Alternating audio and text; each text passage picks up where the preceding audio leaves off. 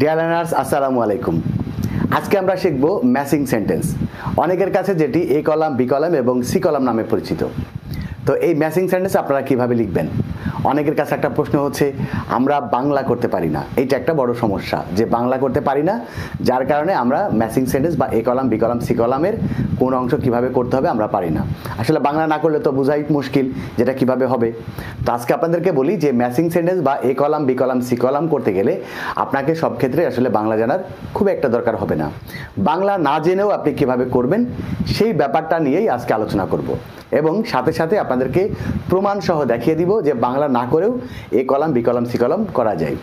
তো আপনি যদি আমার চ্যানেলে একেবারে নতুন হয়ে থাকেন তাহলে অবশ্যই চ্যানেলটিকে সাবস্ক্রাইব করে দিবেন এবং পাশের বেল আইকনটি বাজিয়ে দিবেন।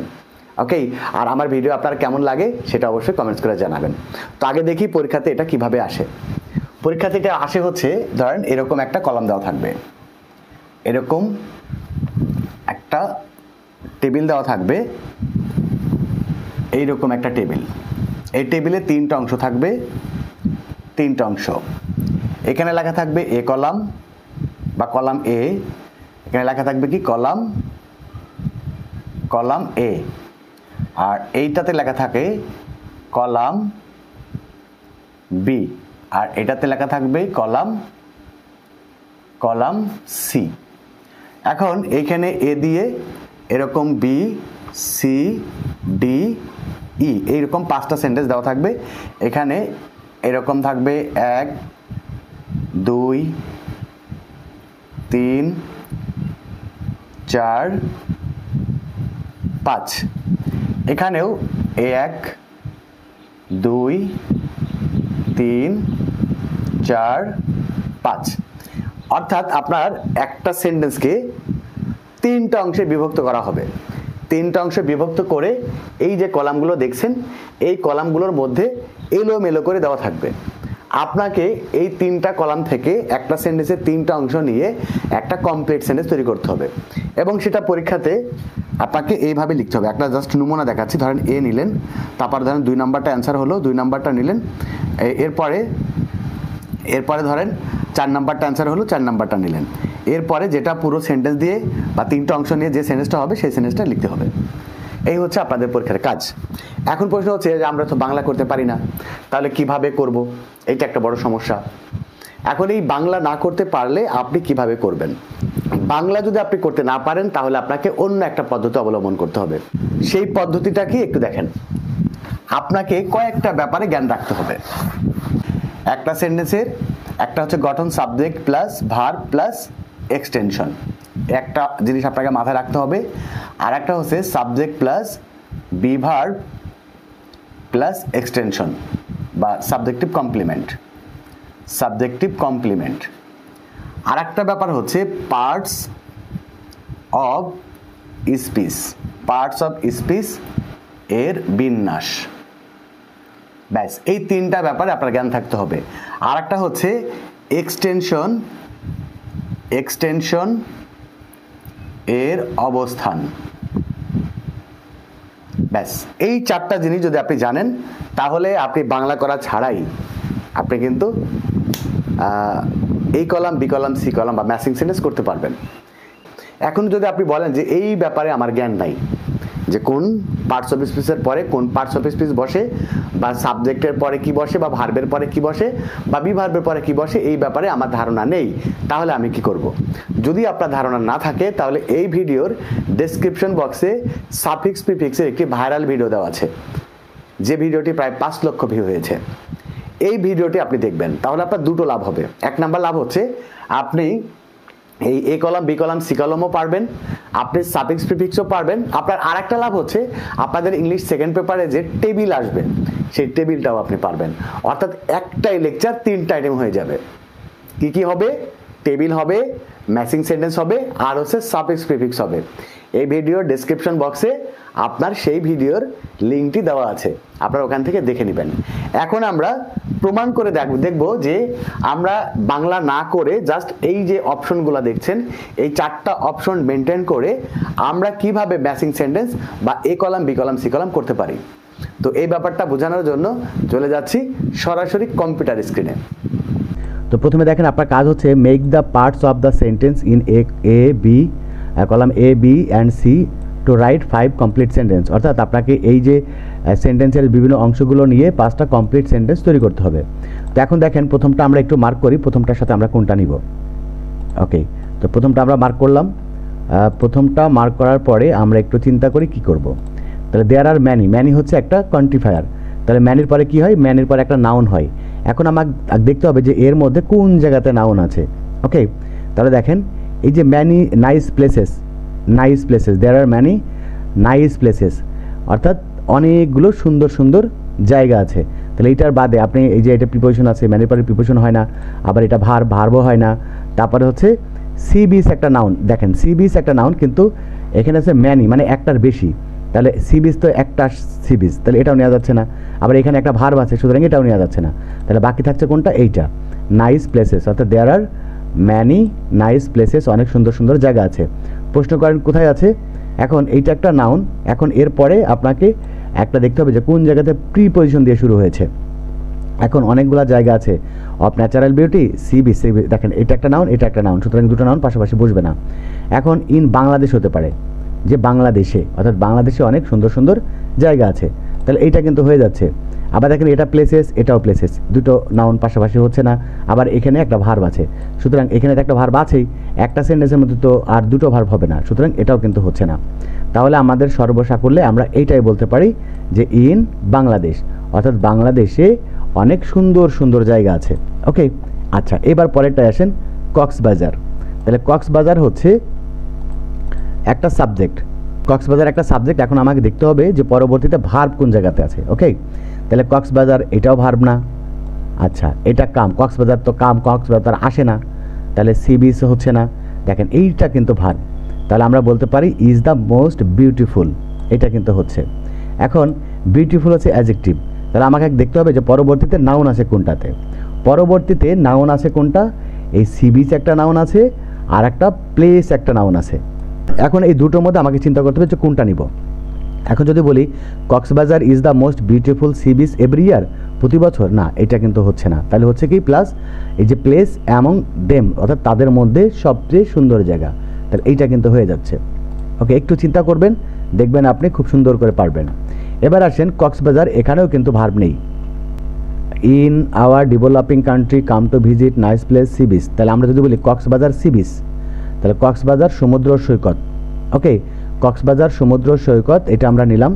এখন দেখতে হবে যেহেতু এই দুটোর মধ্যে কিন্তু একটাও এখন আমরা ভার্ব নিতে পারি নাই, তাহলে পরবর্তীতে দেখতে হবে যে কোনটাতে ভার্ব আছে, কারণ ভার্ব ছাড়া সেন্টেন্স তৈরি করা যায় না। ভার্ব আছে হচ্ছে এই লাস্টের এই সেন্টেন্সটাতে, এই অংশটাতে। তাহলে আমরা যদি বলি যে Cox's Bazar sea beach is very charming, Cox's Bazar sea বিচটা খুবই চমৎকার, চার্মিং, তাহলে এটা হয়ে গেল। আচ্ছা এবার দেখেন ইট is a remarkable place, it is a remarkable place, এখানে সাবজেক্ট আছে ভার্ব আছে, তাহলে পরবর্তী অংশে সাবজেক্ট ভার্ব বাদ দিয়ে পরবর্তী যেগুলো হয় আমাদেরকে সেইগুলো নিতে হবে। তাহলে যদি বলি এটা একটা নাউন, আর ভার্ব তো আর এটার পরে ভার্ব হবে না, কারণ এখানে ভার্ব আছে, সুতরাং এইটা তো এইটা নেওয়া যাচ্ছে না, কারণ এখানে একটা ভার্ব। তাহলে বাকি থাকছে কোনটা, এইটা, অর্থাৎ it is a remarkable place in our developing country, আমাদের উন্নয়নশীল দেশের এটা একটা উল্লেখযোগ্য জায়গা। ওকে, এবার কি নিতে পারবেন, সি বিচ এভরি ইয়ার নাকি অফ দ্য ন্যাচারাল বিউটি। দেখেন এইখানে একটা কান্ট্রি আছে, তাহলে দুটো নাউন কিন্তু আর পাশাপাশি বসে না, কান্ট্রি সি বিচ দুটোই নাউন, তাহলে এটা কিন্তু হচ্ছে না। তাহলে এই নাউনটা আর এই পরবর্তী নাউনের অংশটাকে যোগ করার জন্য মাঝখানে একটা কি আছে, প্রিপোজিশন আছে, তাহলে এই যে প্রথমটা কিন্তু হচ্ছে। অর্থাৎ আমরা যদি বলি in our developing country of the natural beauty, অর্থাৎ it is a remarkable place in our developing country of the natural beauty, এটা আমাদের উন্নয়নশীল দেশের প্রাকৃতিক সুন্দর একটি উল্লেখযোগ্য জায়গা। আচ্ছা এবার দেখেন ম্যানি পিপুল, ম্যানি পিপুলটাকে আমরা মার্ক করি একটু। ম্যানি পিপুল অনেক লোক, এখন দেখেন অনেক লোক কিন্তু এখানে ভার্ব নাই, তাহলে এটা আমরা নিতে পারি অনেক লোকজন আসে টু ভিজিট দিস, অনেক লোকজন এখানে ভিজিট করতে আসে। আচ্ছা তো ভিজিট করতে আসে, দিস, দিস হচ্ছে একটা ডেমনস্ট্রেটিভ, আর ডেমনস্ট্রেটিভের পরে নাউন হয়, আর এখানে নাউন আছে সি বিচ, এটা একটা নাউন, সুতরাং এইটা যদি আপনি নিয়ে নেন তাহলে কিন্তু আপনার এটা সুন্দর করে হয়ে গেল। দেখেন তাহলে সম্পূর্ণ অর্থটা কী দাঁড়ালো, যে many people come to visit this sea beach every year, অনেক মানুষ প্রতি বছর এই সমুদ্র সৈকতে প্রতি বছর বেড়াতে আসে। ওকে, এখন প্রশ্ন হচ্ছে এইগুলো তো আমরা এখানে মার্ক করে দিলাম, আপনারা পরীক্ষাতে যেভাবে লিখবেন, কারণ আমরা প্রথমে একটা লিখি আমি আপনাদেরকে দেখাই দিই। ধরেন প্রথমে এ নাম্বার দিবেন, তারপরে প্লাস দিবেন, তারপরে কোনটা নিচ্ছেন, 3 নাম্বারটা নিচ্ছেন, 3 নাম্বারটা নেবেন, তারপরে কি নিচ্ছেন, তারপরে হচ্ছে আবারও 3 নাম্বারটা নিয়েছেন। তাহলে এখানে আবারও 3 নাম্বারটা দেন, দিয়ে এই ব্র্যাকেট ক্লোজ করবেন। ক্লোজ করার পরে এই পুরো সেন্টেন্সটা আবার লিখে দিবেন, দেয়ার আর ম্যানি প্লেসেস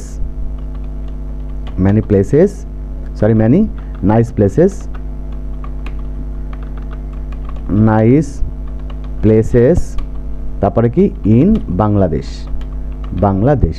এইভাবে আপনারা প্রত্যেকটা সেন্টেন্সকে পুরোপুরি লিখে দিবেন। আপনি কোনটা অংশ করছেন সেটা প্রথমে এভাবে লিখবেন, এরপরে যেটা সেন্টেন্স হবে সব 3টা অংশ মিলে যে সেন্টেন্সটা হবে সেই সেন্টেন্সটা পাশে লিখে দিবেন। প্রথমে দেখেন এইটা প্রথমটাকে আমরা একটু মার্ক করি, ডেমোক্রেসি মিনস। এখন আমাদেরকে চিন্তা করতে হবে এই ডেমোক্রেসি মিনসের সাথে আমরা কোনটা নিব। ওকে, তাহলে দেখেন এইটা হচ্ছে একটা ভার্ব, তাহলে ভার্বের পরে কি হবে, ভার্বের পরে একটা অবজেক্ট হবে। ওকে, তাহলে এখন প্রশ্ন করেন যে ডেমোক্রেসি মিনস, ডেমোক্রেসি অর্থ কি? ডেমোক্রেসি অর্থ হচ্ছে এ সিস্টেম, একটা পদ্ধতি। এখন প্রশ্ন হচ্ছে আমি বাংলা করতে পারছি না, ওকে সমস্যা নয়, বাংলা করার দরকার নেই। তাহলে এটার পরে একটা নাউন হবে, এটা তো ফাইনাল। তাহলে একটা নাউন ডেমোক্রেসি একটা হচ্ছে, আর একটা কি হচ্ছে, এই যে দেখেন ভার্বের পরে তার সরাসরি প্রিপোজিশন হবে না, তাহলে এটা হচ্ছে না। তারপরে কি হচ্ছে, দেয়ার রিপ্রেজেন্টেটিভ ডিরেক্টলি, এটাও হচ্ছে না। আচ্ছা, আবার হচ্ছে এইখানে একটা ভার্ব আছে, সুতরাং এইখানে আর একটা ভার্ব আছে, তাহলে এটাও কিন্তু হচ্ছে না। তাহলে এখন আপনি নিতে পারবেন কোনটা, এইটা নিতে পারবেন একমাত্র। তাহলে এইটাকে আমরা মার্ক করলাম। ওকে, তাহলে ডেমোক্রেসি মিনস এ সিস্টেম। এখন এইটা একটা নাউন, তাহলে এখন দেখেন এটা হয় কি না।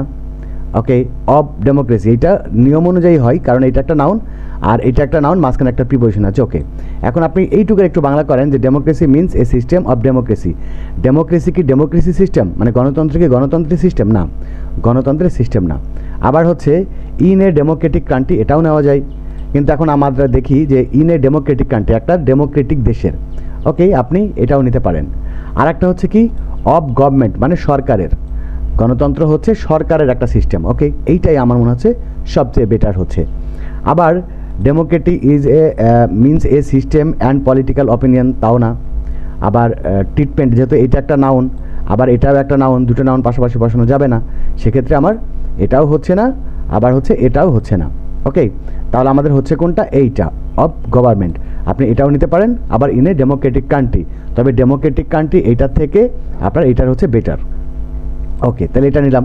এখন আমরা আর একটা কাজ করবেন, আপনারা যখন এই যে টেবিল বা ম্যাচিং সেন্টেন্স করবেন তখন পুরোটা একবার পড়ে নেবেন, তাহলে আপনার মাথার মধ্যে কিন্তু একলাই আপনার গ্রামাটিক্যাল নিয়মগুলো যদি জানা থাকে, সাবজেক্ট ভার এগ্রিমেন্ট যদি জানা থাকে, তাহলে কিন্তু আপনি বুঝে ফেলবেন যে কোনটা হবে। ওকে, ইট অ্যালাউজ ফ্রিডম, এটা স্বাধীনতাকে অ্যালাউ করে, তাহলে এটা একটা নাউন ফ্রিডম হচ্ছে নাউন। এখন দেখেন কোনটা হয়, তাহলে এটা ফ্রিডম, এটাও একটা অ্যাডজেক্টিভ, তো নাউনের পরে তো অ্যাডজেক্টিভ হয় না, সুতরাং এটা নেওয়া যাবে না। আচ্ছা, এই সিস্টেমটা আমরা একটা নিয়ে ফেলেছি। আচ্ছা, ফ্রিডম অফ স্পিচ, এটা একটা নাউন, এটা একটা নাউন, মাঝখানে একটা প্রিপোজিশন আছে। ওকে, দুটো নাউনকে একসাথে যোগ করতে গেলে কি লাগে, একটা প্রিপোজিশন লাগে, তাহলে এটা কিন্তু নেওয়া যাবে।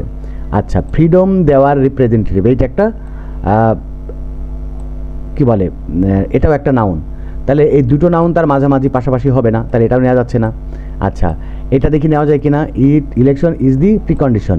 আচ্ছা, এইখানে যেহেতু একটা ভার্ব আছে, তাহলে এইখানেও আর একটা ভার্ব আছে, তাহলে একটা সেন্টেন্সে তো দুটো ভার্ব হবে না, সুতরাং এটাও নেওয়া যাচ্ছে না। তাহলে নেওয়া যাচ্ছে কোনটা, জাস্ট এইটা নেওয়া যাচ্ছে। ওকে, তাহলে আমরা একটু মার্ক করি, এটা একটা আলাদা কালারে মার্ক করলাম, ধরেন এটা নিলাম। তাহলে ইট allows freedom of speech religion. এখন দেখেন আমরা পরবর্তীতে কোনটা নিতে পারবো, পরবর্তীতে দেখেন অফ ডেমোক্রেসি, তো এখানে এটা হচ্ছে না, কারণ এখানে একটা নাউন আছে, আমাদেরকে এমন একটা নিতে হবে যেটা দুটা নাউনকে যোগ করবে। ওকে, তাহলে যদি বলি ইট allows freedom of speech religion of democracy, এটা ডেমোক্রেসির তো আর হচ্ছে ইয়ে করে না, ডেমোক্রেসির কি স্বাধীনতা দেয়, ডেমোক্রেসির স্বাধীনতা দেয় না। আচ্ছা, এটাও হচ্ছে না, কারণ ইন এ ডেমোক্রেটিক কান্ট্রি, এটাও হবে না, এটা তো নিয়েই নিয়েছি আগে, তাহলে এইটা কিন্তু হচ্ছে অ্যান্ড পলিটিক্যাল অপিনিয়ন, অর্থাৎ ইট allows freedom of speech religion and political opinion, অর্থাৎ রাজনৈতিক মতামতের। ওকে, তাহলে এটা হচ্ছে স্বাধীনতা দেয় কথা বলার, ধর্মের এবং রাজনৈতিক মতামতের, এটা কিন্তু হয়ে গেল। এবার পরেরটা আসেন, ইট মিনস, এটার অর্থ, এই যে এইটার এটা কিন্তু আপনি একরকমই দিতে পারেন। আচ্ছা, ইট মিনস, এটার অর্থ হচ্ছে, এটার অর্থ কি, এই যে ফেয়ার অ্যান্ড ইকুয়াল, এটা নেওয়া যায় কিনা দেখেন, এটার অর্থ হচ্ছে নিরপেক্ষ এবং সমান সমান। ফেয়ার অবাধ এবং নিরপেক্ষ, এর অর্থ হচ্ছে অবাধ এবং নিরপেক্ষ। আর একটা হচ্ছে এটা নেওয়া হয়ে গেছে দেয়ার রিপ্রেজেন্টেটিভ ডিরেক্টলি, এটার অর্থ হচ্ছে তাদের প্রতিনিধি সরাসরি। তাহলে এটা তো হচ্ছে না, কারণ এই ইয়ের পরে এই নাউনটার পরে এটার তো অর্থ এটা না। যদি বলি ইট মিনস, এর অর্থ কি, এর অর্থ কিন্তু এইটা না। আচ্ছা, তারপরে এটা নেওয়া যাচ্ছে না, কারণ এখানে একটা ভার্ব আছে আর এখানেও একটা ভার্ব আছে, একটা সেন্টেন্সে দুটো ভার্ব নেওয়া যাবে না। তাহলে আমরা কি করব, it means fair and equal. দেখেন এইটা যদি আমরা নিই তাহলে এইটা কিন্তু একটা অ্যাডজেক্টিভ। তাহলে অ্যাডজেক্টিভের পরে দেখতে হবে যে অ্যাডজেক্টিভের পরে কী হয়, নাউন হয়। এখন পরবর্তীতে নাউন কোনটাতে আছে, নাউন আছে বা এই যে একদম শেষেরটাই শুধু, এটা ছাড়া বাকি আর কোনোটাতে কিন্তু নাউন নেই। তাহলে অ্যাডজেক্টিভের পরে তো নাউন বসে, অ্যাডজেক্টিভের পরে যেহেতু নাউন বসে সুতরাং আমরা এইটা নিতে পারবো, এছাড়া কিন্তু আপনার কোনোটাই নিতে পারবেন না। আপনি বাংলা অর্থ না করতে পারলেও কিন্তু পারবেন। আচ্ছা, তারপরে দেখেন পিপুল ইলেক্ট, পিপুল নির্বাচন করে, পিপুল নির্বাচন করে। দেখেন প্রশ্ন করেছেন কাকে নির্বাচন করে, দেয়ার রিপ্রেজেন্টেটিভ। দেখেন উপরে তিনটা নেওয়া হয়ে গেছে, দেওয়ার রিপ্রেজেন্টেটিভ ডিরেক্টলি, মানুষজন বা জনগণ তাদের প্রতিনিধি ডিরেক্টলি নির্বাচন করে। আচ্ছা, এখন দেখেন এইবার of in a democratic country, একটা এটা যেহেতু একটা নাউন সুতরাং পরবর্তীতে আপনি কি করবেন, যদি আরও কিছু যোগ করতে হয় তাহলে আর একটা প্রিপোজিশন দিয়ে তারপরে যোগ করতে হবে। তাহলে এখন বাকি আছে অফ ডেমোক্রেসি আর আছে ইন এ ডেমোক্রেটিক কান্ট্রি। ওকে, তাহলে এই দুটোর মধ্যে আমাকে চিন্তা করেন যে কোনটা হবে, যে people elect their representative directly of democracy, গণতন্ত্রের জনপ্রতিনিধিকে ডিরেক্টলি নির্বাচন করে, এইটা হবে, নাকি ইন এ ডেমোক্রেটিক কান্ট্রি মানে একটা গণতান্ত্রিক দেশে? হ্যাঁ, এইটাই হবে যে একটা গণতান্ত্রিক দেশে তারা তাদের সরকার নির্বাচন করে সরাসরি। আচ্ছা, আর বাকিটা কি থাকলো, fair and free and fair. দেখেন এখানে কিন্তু কোনো সাবজেক্ট নেই, মানে এই অংশটুকুর মধ্যে কোনো ভার্ব নেই। যেহেতু এই অংশটুকুর মধ্যে ভার্ব নেই তাহলে এখন চিন্তা করতে হবে যে পরবর্তীতে কোনটার মধ্যে ভার্ব আছে, এইটার মধ্যে ভার্ব আছে, সুতরাং এইটার সাথে এইটা গেল। আচ্ছা, তাহলে free and fair election is the precondition of democracy, একটা বাকি আছে, এইটা একটা নাউন। দেখেন এইটা একটা নাউন, সুতরাং পরবর্তীতে যদি আপনাকে আরেকটা নাউন নিতে হয় তাহলে মাঝখানে একটা প্রিপোজিশন লাগবে, কারণ নাউনের পরে আর তো অন্য কোনো অ্যাডজেক্টিভও বসে না, নাউনের পরে নাউনও বসে না, নাউনের পরে শুধুমাত্র অ্যাডভার্ব বসে। আর অ্যাডভার্ব যদি ব্যবহার না করে কোনো নাউন ব্যবহার করতে হয় তাহলে মাঝখানে অবশ্যই একটা প্রিপোজিশন থাকতে হবে, তাহলে কিন্তু এইটাই হয়ে যাচ্ছে। ওকে, তাহলে দেখেন এইভাবে যদি আপনি চিন্তা করেন আর সেন্টেন্সের গঠনগুলো বা পার্টস অফ স্পিচের বিন্যাসগুলো চিন্তা করেন তাহলে কিন্তু খুব সহজে আপনি পেরে যাবেন। ডিয়ার লার্নার্স, এই ছিল A column, B column, C column বা ম্যাচিং সেন্টেন্সের বাংলা অর্থ না করেও আপনি কিভাবে করবেন তার বিস্তারিত ব্যাখ্যা। তো আশা করছি আপনারা প্রত্যেকেই বুঝতে পেরেছেন। এরপরেও যদি আপনাদের কোনো প্রশ্ন থাকে তাহলে অবশ্যই সেটি কমেন্টস করে জানাবেন। আর ভিডিওটি কেমন লাগলো সেটা অবশ্যই কমেন্টস করে জানাবেন। যদি ভালো লেগে থাকে তাহলে ভিডিওতে অবশ্যই একটা লাইক করে দিবেন। আর এখন পর্যন্ত যদি আপনি চ্যানেলটিকে সাবস্ক্রাইব না করেন তাহলে অবশ্যই চ্যানেলটিকে সাবস্ক্রাইব করবেন। আর যারা ইতোমধ্যেই সাবস্ক্রাইব করে দিয়েছেন তাদেরকে অসংখ্য ধন্যবাদ। তো আজকে বিদায় নিচ্ছি, সবাই ভালো থাকবেন, সুস্থ থাকবেন, আল্লাহ হাফেজ।